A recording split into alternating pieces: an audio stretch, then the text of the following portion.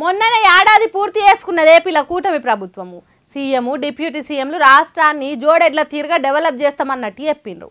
అన్నట్టే ఇప్పటి వరకు అయితే ఏ మనస్పర్ధలు లేకుండా అన్నదమ్ముల తీరుగా పరిపాలన చేస్తున్నారు. పవన్ కళ్యాణ్కు ఇలువ కొద్దిగా ఎక్కువైనా తక్కువైనా ఓపికగా పాలన చేస్తున్నాడు. కానీ పవన్ తీరుగా మేమెందుకు ఊరుకుంటాం అన్నట్టు చేస్తున్నారు తన ఫ్యాన్స్. మాకొకటి తక్కువైంది అన్నట్టు కోపానికి వస్తుర్రు. సార్ ఇక్కడ కూటమిలో ఉన్న సార్ మమ్మల్ని ఎవరు గౌరవించట్లేదు సార్. మాకు గౌరవించకపోతే పోయారు. మా అధ్యక్షుడు పవన్ కళ్యాణ్ గారికి కూడా గౌరవం లేకపోతుంది.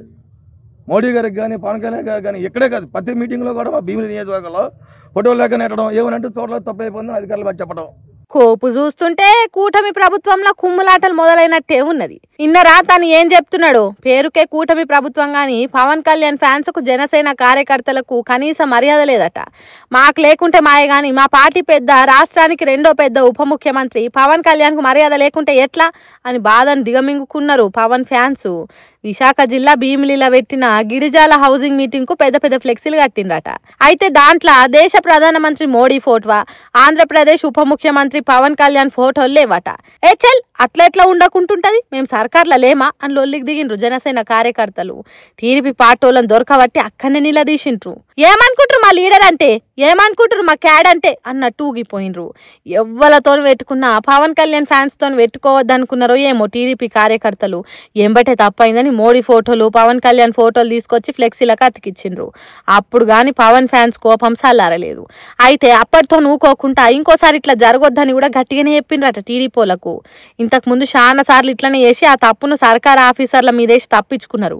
ఇట్లా చేసుడు పద్ధతి కాదని కోపానికి వచ్చిండ్రు. గ్రౌండ్ లెవెల్ ఇట్లుంటే మరి పవన్ కళ్యాణ్ ఏమనుకుంటున్నాడో, ఎంత తిప్పలైనా కూటమి ప్రభుత్వంతో కూడి నడిచి పాలన చేయాలని అనుకుంటున్నాడో, లేకుంటే ఎన్నికల నాటికి ఎవరి దారి వాళ్ళదే అన్నట్టు చేస్తాడో చూడాలి. ఏమనుకుంటున్నావు మరి? ఎప్పుడెప్పుడా అని అంత ఆతృతగా కళ్ళు కాయలు చేసుకొని ఎదురు చూస్తున్న కన్నప్ప సినిమా రిలీజ్ అయింది ఇవాళని. దీంట్లో ఇంకో షాకింగ్ ఏంటంటే ఈ సినిమా గురించి మంచు మనోజ్ మాట్లాడిండు. అంత షాకింగ్ అనిపిస్తుందిలే. మరి ఎందుకు లేటు? సినిమా ఎట్లుంది, మంచు మనోజ్ ఏం మాట్లాడిండు అరుచుకుందాం. నడు. మొత్తం మీద కన్నప్ప సినిమా థియేటర్లకు వచ్చేసింది. ఈ సినిమా మీద మంచు ఫ్యామిలీ పెట్టుకున్న ఆశలు ఏ లెవెల్ ఉండేనో, ఏ తీర్ల ప్రమోషన్స్ చేసారో మన అంతా చూస్తే కూడా. ఇక సినిమా ముచ్చటకు వస్తే ఫస్ట్ హాఫ్ అట్లట్లా సాగిందట. కానీ ఇక సెకండ్ హాఫ్లో ప్రభాస్ ఎంట్రీ ఇచ్చినాక సినిమా ఓ లెవెల్లకు పోయిందట.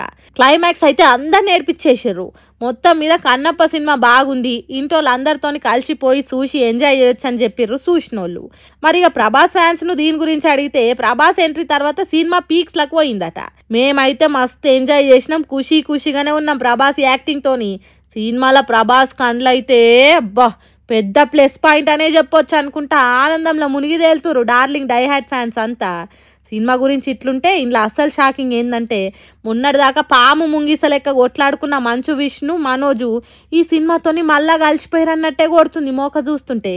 ఎందుకంటే కన్నప్ప సినిమాను మంచు మనోజ్ హైదరాబాద్లో ఉన్న ఐమాక్స్ థియేటర్లో పబ్లిక్తో కలిసి చూసిండు.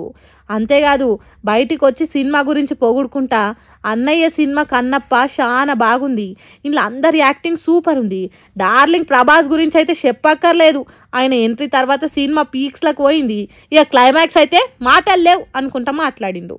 ఈ సినిమా ఘన విజయాన్ని అందుకోవాలని ప్రార్థిస్తున్నా అని మనోజ్ అనుడితోని సినిమా ఇండస్ట్రీ, టాలీవుడ్ ఫ్యాన్స్ అంతా అవాక్కయ్యి ఇదేందయ్యా ఇది, మేమేడ చూడలే, మొన్నటిదాకా చిన్నపిల్లలు తీరుగా కొట్లాడుకుర్రు, పోలీస్ కేసులు కూడా పెట్టుకుర్రు, ఇప్పుడేమో ఇట్లా అంటే శివరాఖరికి మీరు ఒక్కటేనా అంటే ఈడ ఫ్యాన్సే పిచ్చోళ్ళు అయితే అని షాక్ అవుతుర్రు.